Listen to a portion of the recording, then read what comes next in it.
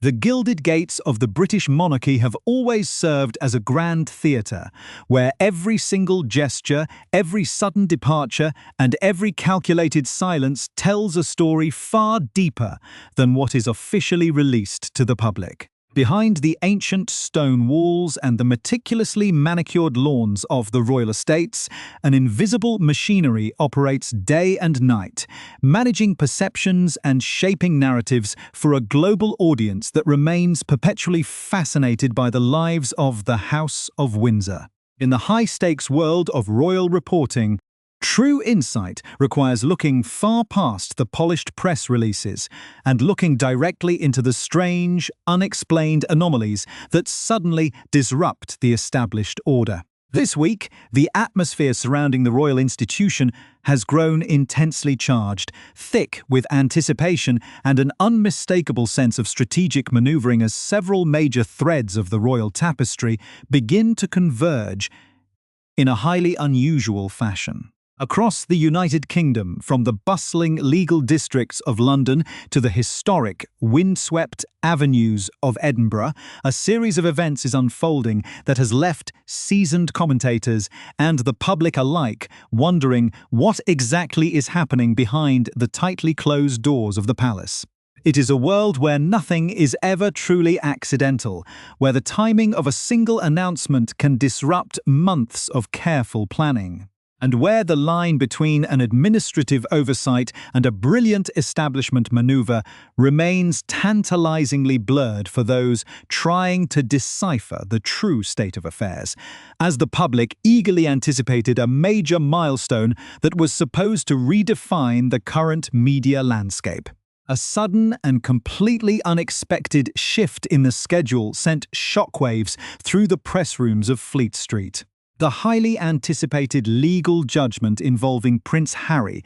a decision that has been months in the making and carries immense consequences for his public standing, was abruptly subjected to a mysterious technical hold-up at the absolute 11th hour. Rather than being delivered to the public as originally planned, the crucial ruling was suddenly rescheduled to be released at a very specific time on Tuesday afternoon, a moment that perfectly mirrors a highly significant public appearance by the Duke of Sussex himself. At the exact minute the judgment is set to be handed down in the Royal Courts of Justice, Prince Harry is scheduled to stand at the podium at Chatham House, the storied and immensely prestigious institute in London, to deliver a major address regarding the future of his celebrated charitable initiatives. This extraordinary convergence of events has ignited an intense wave of speculation across the nation,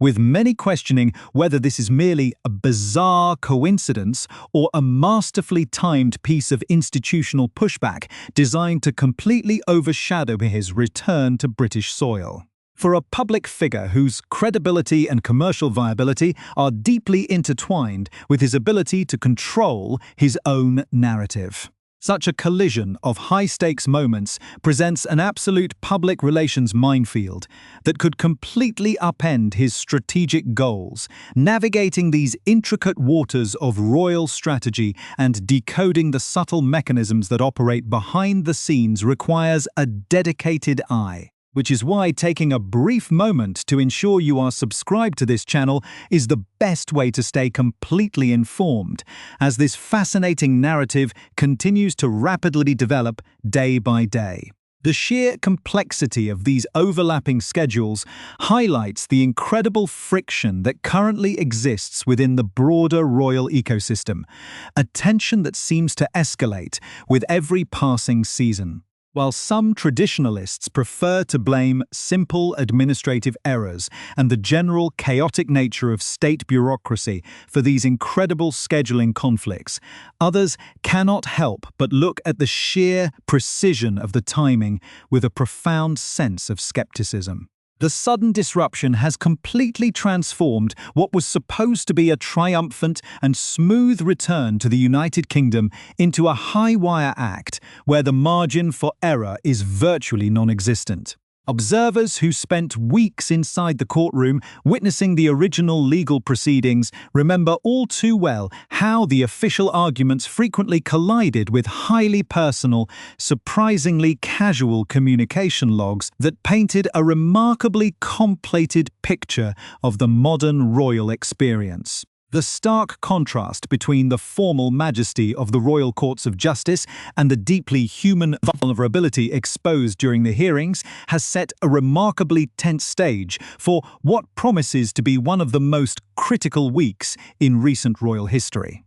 Meanwhile, far from the legal drama of the capital, the focus of the royal world has quietly shifted northward to the historic capital of Scotland, where an entirely different kind of atmosphere is being carefully constructed. The annual tradition of Royal Week has brought the senior members of the family together in the majestic setting of Edinburgh, a city defined by its dramatic medieval castle and the historic stretch of the Royal Mile. Against this stunning backdrop of summer sunshine and grand ceremonial pageantry, the palace PR machine has been working at peak efficiency, feeding the global media a steady stream of gorgeous imagery designed to project unity, stability, and timeless tradition. Yet, beneath the colourful garden parties, the traditional kilts and the ancient ceremonies, like the Order of the Thistle at St. Giles Cathedral, a fascinating report has suddenly emerged in the national press that has caught the attention of everyone who understands the true nature of palace operations. Whispers have begun to circulate regarding an incredibly rare, highly confidential evening gathering held behind the closed doors of the Palace of Holyrood House, an exclusive event that was conspicuously left off the official court circular. As the senior working royals gathered in these historic rooms under a thick veil of total secrecy, the press immediately began to spin a dramatic tale of urgent summits and emergency councils, leaving the public to wonder what monumental shift is truly taking place beneath the surface of this perfect Scottish holiday. The grand, historic rooms of the Palace of Holyrood House have stood for centuries as a silent witness to the triumphs, trials, and deeply guarded secrets of the British monarchy. But the recent whispers emerging from its stone corridors have reached an unprecedented level of intensity. According to highly detailed reports that suddenly dominated the national media, King Charles hosted an exceptionally rare, top-secret family dinner and overnight stay, traditionally known within the royal household as a dine and sleep, bringing together the most senior working royals behind tightly closed doors. The press immediately seized upon this gathering with immense fervour, painting a dramatic picture of an emergency council of war where the King, the Prince of Wales, the Princess Royal, and the Duke of Edinburgh sat with their heads bent together in hushed, anxious conversations. The timing of this unpublicized dinner seemed to carry immense strategic significance, occurring just days before Prince Harry was scheduled to touch down on British soil for his high-profile appearance in London. The absence of any mention of this gathering in the official court circular only fueled the burning curiosity of the public, creating an intense atmosphere of suspense as the world wondered whether the leadership of the House of Windsor was actively constructing a definitive, unified strategy to handle the imminent return of the prodigal son. However, those who possess a deep, first-hand understanding of how the palace media apparatus operates recognize this exact narrative structure. Having witnessed the institutions deploy this precise public relations play before to manage public perception and overshadow competing stories. In reality, the truth behind this highly sensationalized gathering is far more mundane and practical than the dramatic headlines would lead the public to believe, rooted firmly in the rigid, long-established schedule of the royal calendar rather than an emergency summit. Every summer, the reigning monarch spends a dedicated period in Scotland known as Royal Week or Holy Rood Week, a highly ceremonial time filled with traditional events like the historic ceremony of the Keys and the massive garden parties that welcome thousands of citizens from across Scottish life. The senior working royals are legally and constitutionally required to be in Edinburgh simultaneously to fulfil these intensive institutional duties, making a shared dinner at their official Scottish residence a completely natural, routine occurrence. Suggesting that this dinner was a secretive emergency summit is the equivalent of claiming a group of schoolteachers are holding a conspiratorial meeting simply because they have all gathered in the staff room on the very first day of the academic term. The concept of the dine and sleep itself, which the media portrayed as a highly exotic and secretive ritual, is actually a relaxed tradition that dates back to the reign of King George VI, who wanted to breathe new life into Windsor Castle after the Second World War by inviting guests to stay overnight, enjoy a glass of wine, and prevent the historic fortress from feeling like a cold, empty museum. Over the decades, everyone from prominent politicians like Margaret Thatcher to Hollywood celebrities like Daniel Craig and Helena Bonham Carter have participated in these overnight stays, which are governed by highly detailed, often amusingly formal memos from the equerry detailing everything from dress codes to daily schedules. The inclusion of senior family members in this arrangement during an exceptionally busy ceremonial week in Scotland is a matter of basic convenience rather than high-stakes plotting,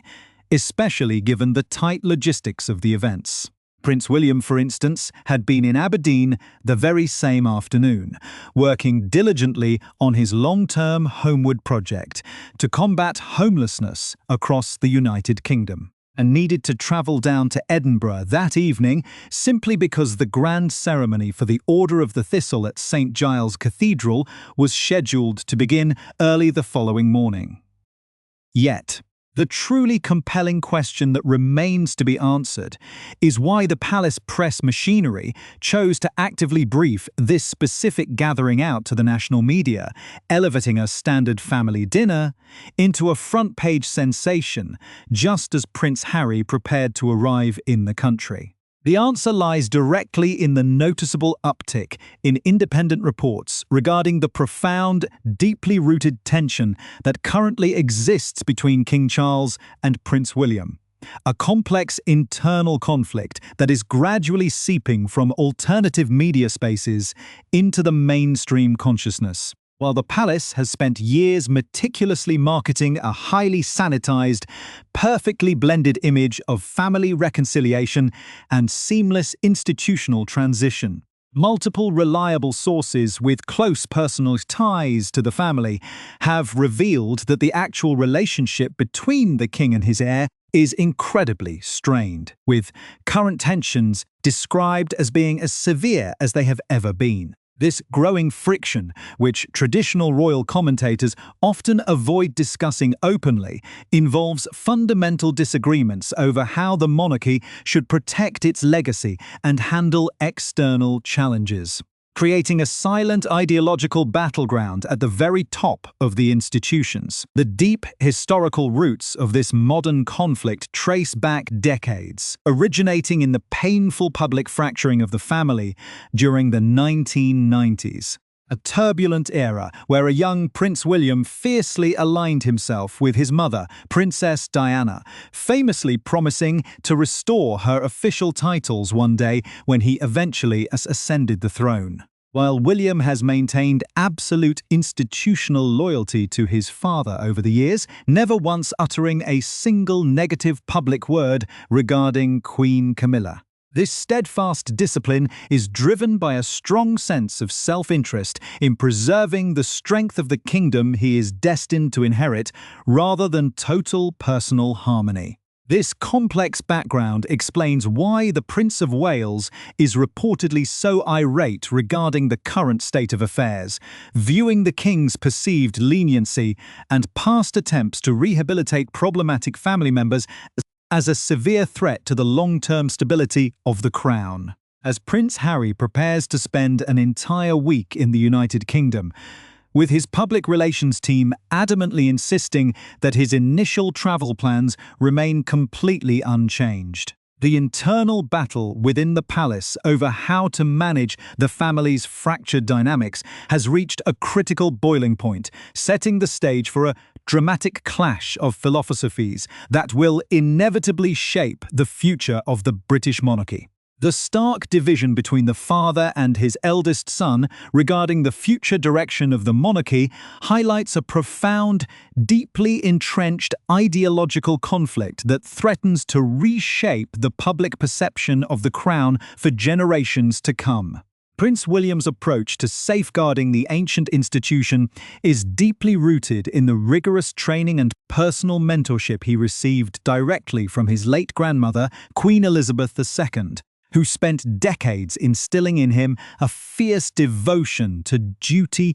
absolute discipline, and an unwavering belief that institutional survival must always take precedence over personal feelings. Those who studied the late Queen's long reign closely remember the momentous, incredibly difficult decisions she made to completely cut off the Duke and Duchess of Sussex from the official royal fold, firmly rejecting their highly publicised proposal to operate as half-in, half-out working members of the family. For a monarch who famously despised personal confrontation and constantly sought to maintain internal harmony within her domestic circle, that decisive move was a powerful statement that the dignity of the crown could never be compromised or treated as a part-time commercial enterprise. A strict philosophical stance that Prince William fully embraced and continues to uphold with absolute conviction. In complete contrast, King Charles views the entire royal project through a remarkably different, almost Victorian lens, firmly believing that the true legitimacy and enduring strength of the British monarchy stems from its ability to present itself to the world as a cohesive, united, and forgiving family unit. The king is deeply troubled by the thought of a permanent, visible tear remaining in the fabric of his family, fearing that a prolonged and bitter public estrangement will ultimately diminish the moral authority of the crown and leave a dark, lasting stain upon his historical legacy. This fundamental difference in perspective has created an incredibly intense atmosphere behind the palace walls. As Prince William reportedly watches with growing dismay what he perceives as his father's dangerous vulnerability to emotional manipulation and continuous willingness to make concessions to those who have repeatedly attacked the institution. The Prince of Wales remains steadfast in his belief that allowing the exiled members of the family to slowly wiggle their way back into the royal sphere without offering a full, sincere public retraction of their past allegations will completely undermine the credibility of the crown and insult the decades of loyal service rendered by the remaining working royals. The immediate consequences of this internal philosophical battle are set to play out in full view of the global media, as the highly anticipated legal rulings and high-profile public appearances begin to unfold across the capital, drawing intense international scrutiny to the fractured dynamics of the House of Windsor. Prince Harry's strategic team has continued to maintain a highly aggressive public stance, pushing forward with their domestic schedule while simultaneously managing a complex web of legal battles that have systematically dismantled his public credibility within the formal setting of the royal courts of justice. Seasoned observers who sat through the grueling court proceedings recalled the precise moment the official narrative began to visibly disintegrate under intense cross-examination, as highly personal, remarkably flirty message logs from prominent media figures were brought to light, directly contradicting the Duke's absolute claim that private information could only have been obtained through widespread, unlawful institutional gathering. The sudden exposure of these deeply human vulnerabilities, combined with the vivid testimonies of journalists recalling casual, voluntary interactions at private parties within the Kensington Roof Gardens, has created a remarkably complicated public relations landscape that makes a seamless, dignified return to the United Kingdom almost impossible to achieve, as the nation braces itself for a week defined by intense media scrutiny, dramatic legal declarations, and overlapping royal schedules. The true machinery behind the palace walls will undoubtedly continue to operate at maximum capacity, spinning every event to protect the core interests of the crown. The global audience, forever captivated by the grand pageantry and the intricate human dramas of the world's most famous dynasty, will be left to watch the subtle gestures, the timed press briefings, and the strategic absences that define the modern royal experience. Whether the king's vision of a grand, sweeping family reconciliation will ultimately triumph over the Prince of Wales's demand for absolute institutional discipline remains the definitive unanswered question of this contemporary era. For now, the senior working royals must return from the historic sunshine of Scotland to the harsh realities of the capital, putting on their formal uniforms and stepping out onto the public stage to perform their ceremonial duties with the flawless, inscrutable poise that has allowed the monarchy to survive through centuries of turbulent history. As the Grand Theatre of the House of Windsor moves forward into its next high-stakes chapter, the world watches in absolute silence, fully aware that behind the brilliant smiles and the majestic royal salutes, an invisible war for the very soul of the crown is being fiercely waged behind closed doors.